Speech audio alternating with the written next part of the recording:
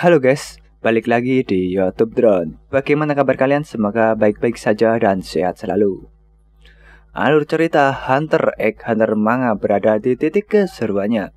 Sayang, tapi cerita terhenti di tengah-tengah keseruan ketika memanasnya pencarian Hisoka oleh anggota Gen Erudian dan perebutan tahta kerajaan Kakin di kapal Blackwall. Kita tahu, setelah membebaskan Kuroro Lucifer dari kutukan Kurapika, Hisoka langsung menantang Kuroro untuk bertarung hingga mati. Sayang, kemampuan Kuroro yang tak terprediksi dan mampu memanipulasi nen orang lain justru membuat Hisoka kalah telak. Setelah mengalami kekalahan dan selamat dari kematian, Hisoka punya tujuan lain. Ia memburu anggota Gen Erudian yang lain hingga bertemu dengan Kuroro sekali lagi. Sebelumnya, dua anggota Gen Erudian Kortopi dan Sarnak sudah lebih dulu ditaklukkan Hisoka.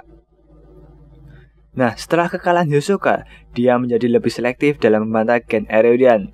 Dia tak mau lagi terjebak dengan permainan lawan dan berakhir seperti saat melawan Kuroro Lucifer. Dan untuk melawan Kuroro Lucifer, Hisoka mau tidak mau dia harus mengalahkan anggota Gen Erudian 1 lawan 1 atau bahkan 3 lawan 1.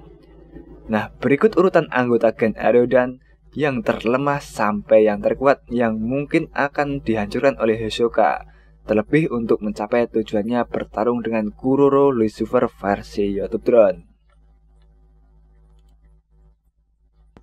Dari perburuan pertama Hisoka memilih Kortopi dan Sarnak. Mereka telah gugur dan mereka berdua termasuk dalam tipe petarung support atau lemah jika harus berhadapan 1 lawan 1. Kortopi yang bertipe Gugenka yang mampu menciptakan atau mengkloning barang dan benda sesuai wujud aslinya menggunakan nen. Sedangkan Sarnak adalah tipe petarung yang menggunakan otaknya. Banyak rencana Gen Erudian yang dilaksanakan menggunakan kepintaran Sarnak. Kemungkinan sengaja Hisoka mengincar anggota Gen Erudian yang secara fisik paling lemah dan mempunyai kemampuan yang merepotkan, termasuk Shizuku. Dia mempunyai tipe nen Gugenka dan dia juga merupakan petarung yang cocok dengan role support dengan alat penyedot debu yang diberi nama Demchen. Akan menjadi ancaman jika dia lolos dan berkombinasi dengan anggota Gen Erudian yang lain, mengingat penyedot debunya bisa menyedot apa saja.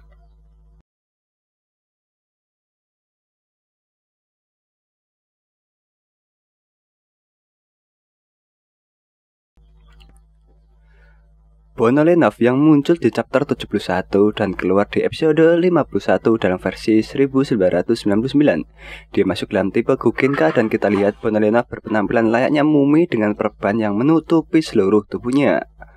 Perban-perbannya diketahui untuk menyembunyikan lubang-lubang di sekujur tubuh Bonolenov. Dari flashback singkat, Bonolenov tampak ia berasal dari suku pedalaman yang memiliki ritual melubangi sekujur tubuh pria yang menjadi anggota suku tersebut, di mana dari lubang-lubang tersebut Bonolenov dapat mengeluarkan jarum-jarum yang dapat melukai lawannya.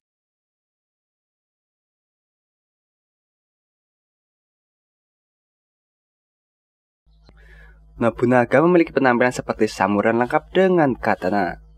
Nobunaga yang merupakan seorang pengguna pedang yang terampil. Ia memiliki kedekatan dengan Ufogin sebagai sesama petarung garis depan. Namun, sifat dia yang mudah emosi yang bisa saja menjadi sebuah titik lemah dia. Dalam pertarungan, Nobunaga dapat mengeluarkan N dengan radius sekitar 3 meter. Musuh yang melewati jangkauan N-nya akan langsung dia tebas, yang kemungkinan dia akan di urutan ketiga untuk menjadi incaran Hisoka menurut versi channel ini.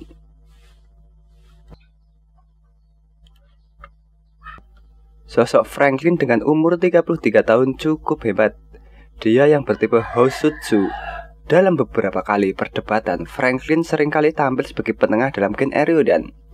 Kemampuan yang dimilikinya adalah penembakan peluru nen dari ujung-ujung jari tangannya, layaknya senapan otomatis. Bisa dianggap Franklin adalah yang tersadis karena dengan kemampuannya tadi Franklin menjadi yang paling banyak menghabisi lawan-lawannya pada saat perang di Yoknew.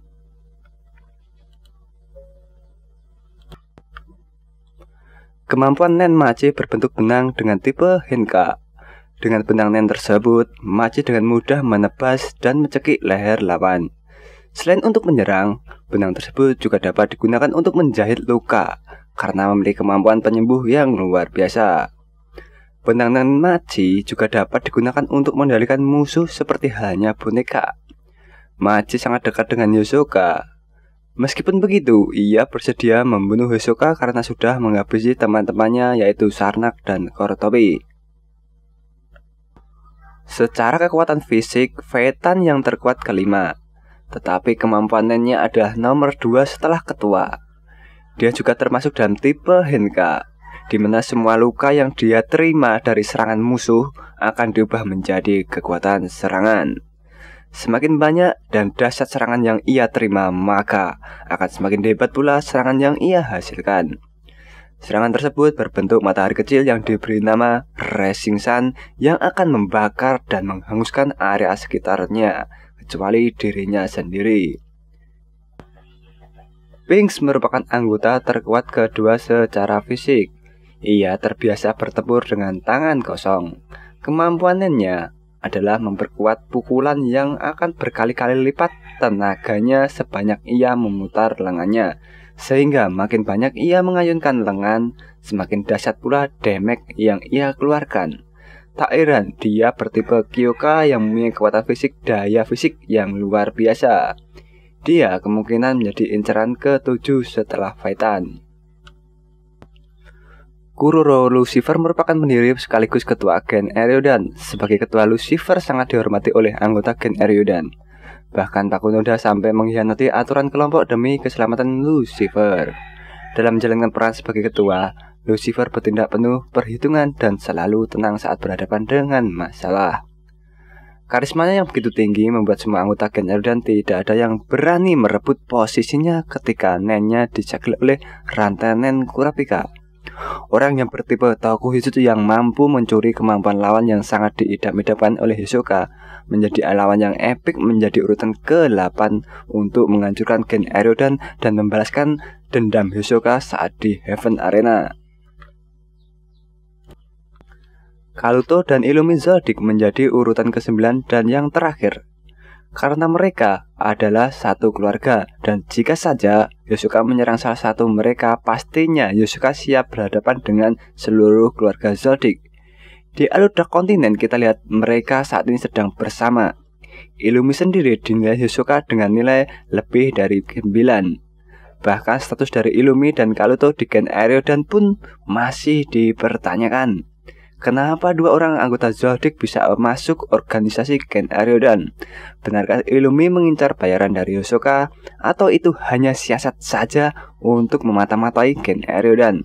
Sehingga jika Hisoka menghabisi mereka, maka mau tidak mau Hisoka juga harus siap dengan semua keluarga Zoldyck.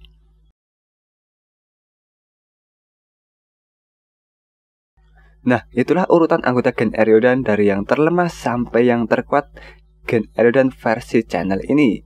Walaupun jika nanti cerita Dark Continent berlanjut, Hisoka belum tentu akan menghadapi semua anggota Gen Eriodan, mengingat banyak faktor yang nanti bisa membuat para anggota Gen Eriodan kalah dulu sebelum bertemu dengan Hisoka. Bagaimana menurut kalian? Sekian dari kami, sampai jumpa di video selanjutnya.